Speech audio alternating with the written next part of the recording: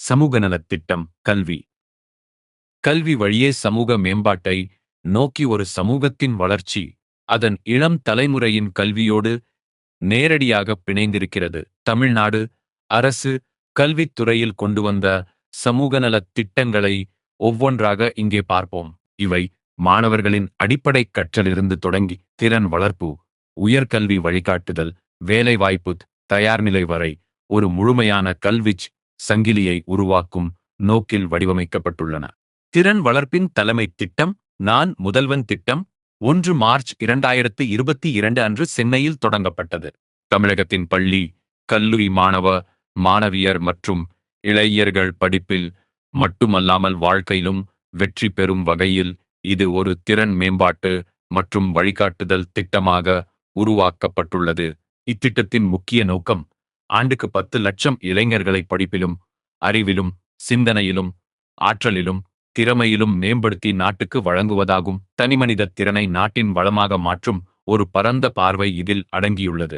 பசியின்றி கற்கும் காலை முதலமைச்சரின் காலை உணவு திட்டம். காலை சிற்றுண்டி வழங்கும் திட்டம் 15 செப்டம்பர் 2022 அன்று அறிஞர் அண்ணாவின் பிறந்த நாளில் மதுரை ஆதிமூலம் தொடக்கப் பள்ளியில் தொடங்கப்பட்டது.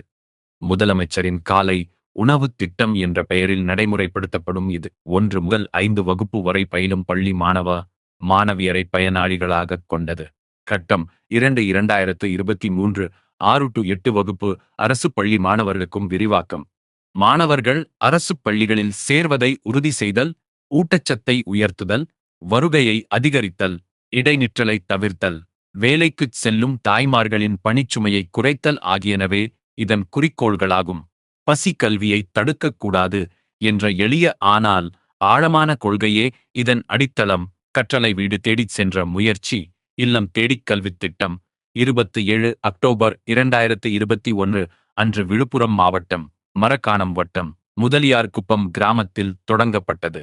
கொரோனா பெருந்தொற்று பொதுமுடக்க காலங்களில் பள்ளிகளில் 1 முதல் 8 வகுப்பு வரை பயிலும் மாணவர்களின் கற்றல் இடைவெளியையும் இழப்புகளையும் குறைக்கும் வகையில் இத்திட்ட மாநிலம் முழுவதும் செயல்படுத்த திட்டமிடப்பட்டது. பள்ளி வர முடியாத நிலையில் கல்வியே மாணவரை நோக்கிச் சென்ற ஒரு புதுமையான அணுகுமுறையாக இது அமைந்தது. கொரோனா காலம் ஏற்படுத்திய கற்றல் இடைவெளி தமிழக அரசின் பல திட்டங்களுக்கு உந்து சக்தியாக அமைந்தது. ஒரு நிறுவனம் எதிர்பாராத நெருக்கடியை சந்திக்கும் போது புதிய செயல் திட்டங்களை வகுப்பது போல கல்வித்துறையும் இந்த நெருக்கடியை ஒரு புதிய அணுகுமுறைக்கான வாய்ப்பாக மாற்றியது.